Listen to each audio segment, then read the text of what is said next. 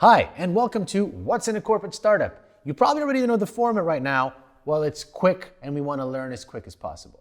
So what we're doing now is we're going to interview Willem Knaap, which we're lucky to have from Amsterdam. Welcome, Willem. Thank you.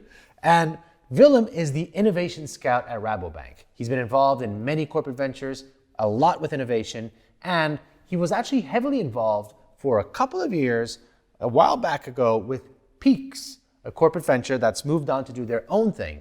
And we're going to learn a lot more about Peaks today. So, Peaks, Willem, what was the problem in the market? What was this about?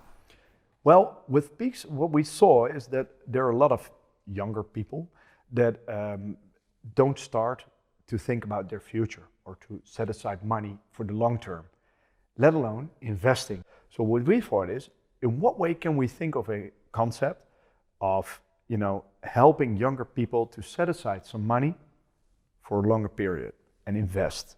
Because investing is, in the end, I think, the best way to set aside money for a long term. And was anything happening in the market that made this, let's try it now, or? Yes, I think I was able as an entrepreneur to work with the three founders, and two of them are very experienced entrepreneurs. So one of them, the founding father, Sybrand, he always looks at the outside world. So what he saw was happening were two things. He saw a spare change app in the United States that was heavily growing at that time. As a concept, really nice because they connect to bank accounts and then round up the transaction amounts and then set aside the spare change on the background of your life, so to say. And on the other side, he saw that legislation was changing in Europe, PSD2. So he connected the dots and said, like, this is the moment to come up with some kind of solution that looks like the product in the United States, but fits the Dutch and or European market. Great, and what did the corporates say? Did they think this was the right time for you to go down that lane? Well, they came by to pitch this to the current CEO, and they explained like what was going on and that, they maybe could do a project for Rabo. And Rabo and Tom became very enthusiastic, and they said like, why not try to do this as a corporate startup in some way? So they started off with what you need, of course, at first in a large corporate, a small business case, like what are you going to do? What do you need at first? And, let's see after that. Yeah, let's see what the results are, what KPIs, capital injections. Peaks and Rabobank, were you operating as a corporate venture or as a separate entity? At first, we started as a corporate venture, so almost like a project, but we as soon as we could, we found an office outside of Rabo. So that was a very good start to attract our own people in our own team. So from very early stage, we acted like a separate company and already started talking about, the company Peaks. It was just a fun name of the founding father, but in the end, it ended up to be the brand name. The brand name, yeah. Of course. Shifting gears to your role, how did you start? What was your role, and did your role itself change over time?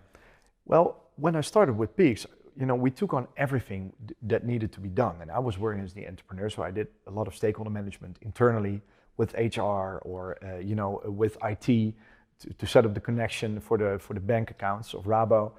Even talked to the legislator. Already visited some potential partners.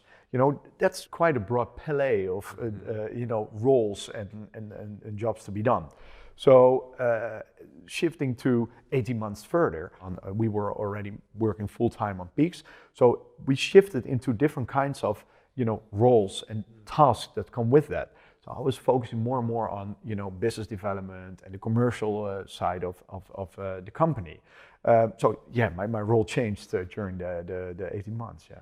So thinking of your role and thinking of every single synergy you could have leveraged from Rabo, what were the first that you knew you were going to use anyway?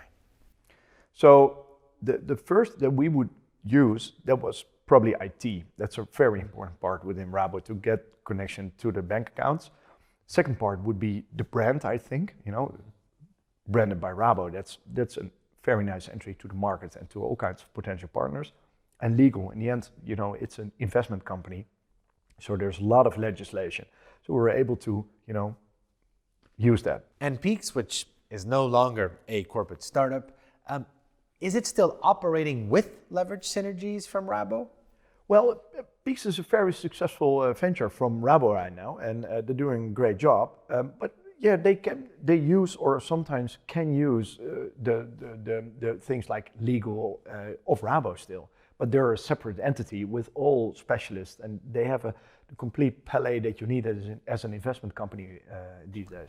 And Willem, throughout this whole process, if you could go back, what was the one thing you wish you spent more time doing, or you just miss a little bit from that journey? Well, I think what I miss about the journey is the journey itself. That's pretty cheesy to say, but I worked there for 18 months, and it was fantastic. I had such a great time. At the end, when I stepped into the innovation team of Rabo, you at that time you almost forgot, or you're not, thinking about how great the time was that you had. It was a fantastic time. So everything we did, from validation with customers, talk about the product, and that's till delivering an actual MVP, and see that it is working. That's great. Well, congratulations, Willem. Thank you so much for being here and sharing us that venture. Who knows? We might have you back. There's a lot of other ventures and innovation we want to talk about. Thank you. Thank you. Thanks for watching. This was Bundle with Willem Knaap from Rabobank. If you want to learn more about Willem's views on entrepreneurship, please listen to our podcast, which will be clickable somewhere around here. And if you out there know of entrepreneurs, corporate startups we should be talking to, let us know.